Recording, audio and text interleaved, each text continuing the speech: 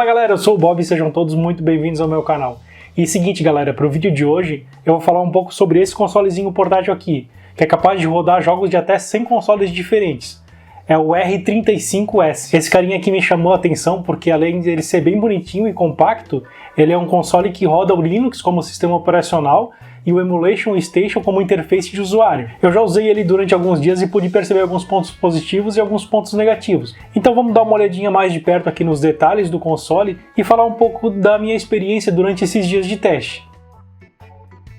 Bom galera, então esse console ele tem 12 centímetros de altura e 8,5 centímetros de largura, e na caixinha dele vem somente o console, um cabinho USB para carregamento e um manualzinho em chinês. Aqui na parte da frente ele tem uma tela de IPS que cobre metade da superfície do console.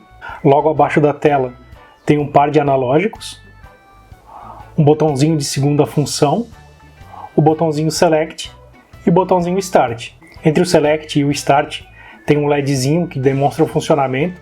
Esse LED ele é azul enquanto o console está ligado e quando a bateria está quase terminando ele começa a piscar em vermelho. Logo embaixo do LED nós temos o alto-falante do console e nos lados do alto-falante nós temos os botões de direcional e os botões A, B, X e Y. Aqui no lado esquerdo nós temos o botão de liga e desliga, o botão de reset e o slot para o cartão de memória onde estão colocados os jogos. No lado direito tem o botão de volume mais, botão de volume menos e o slot para o cartão de memória onde fica o sistema instalado nele.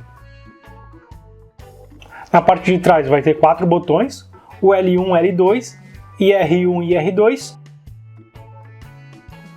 E na parte de baixo a gente vai ter uma USB tipo C para carregamento, um conector de saída de áudio P2 para fone de ouvido e uma porta USB tipo C para conexão de periféricos.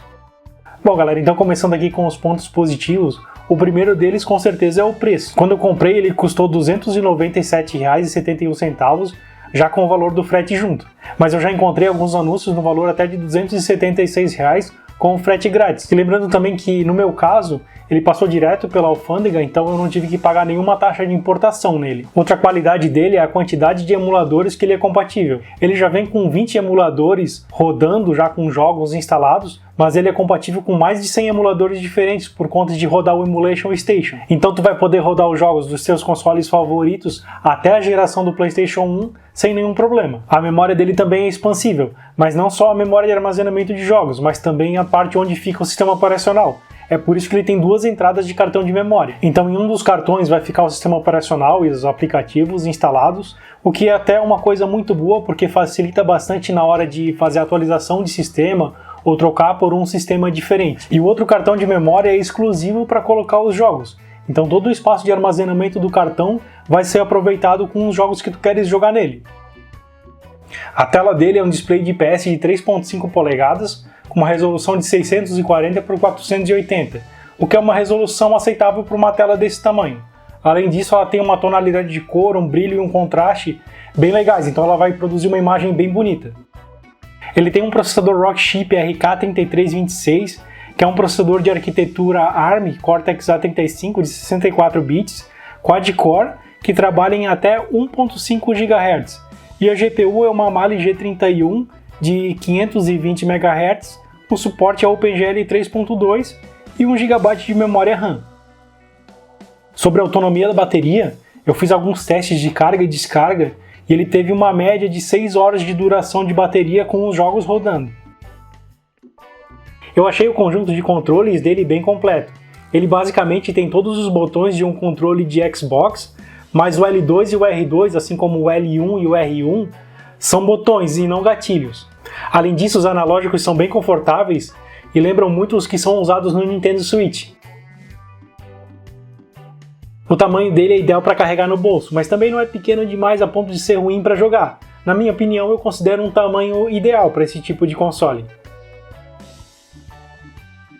Além de tudo isso, ainda é possível trocar o sistema operacional por outras versões da comunidade, ou se você quiser e tiver conhecimento para isso, pode montar um sistema todinho do zero, de acordo com suas necessidades e gostos. Isso graças ao fato dele usar um sistema totalmente aberto.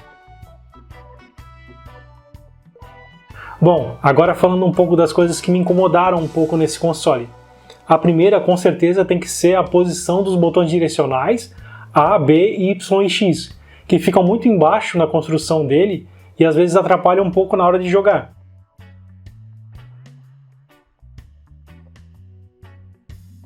Além disso, aparentemente a membrana direcional é meio dura, então quando eu aperto com mais força para a direita ou para a esquerda, ele acaba pressionando para cima ou para baixo junto.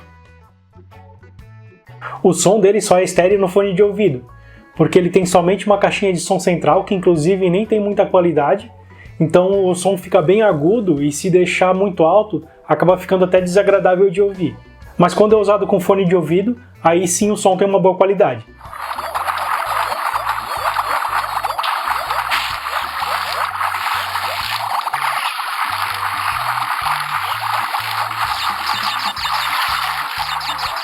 Alguns jogos mais pesados como Crazy Taxi do Dreamcast, God of War do PSP e Zelda Majora's Mask do Nintendo 64 não têm um desempenho muito bom e travam bastante durante o gameplay. Mas claro, isso considerando as configurações originais dele, porque para cada um dos emuladores a gente pode fazer configurações específicas para melhorar um pouco o desempenho. Eu achei também que ele demora demais para fazer a carga completa da bateria.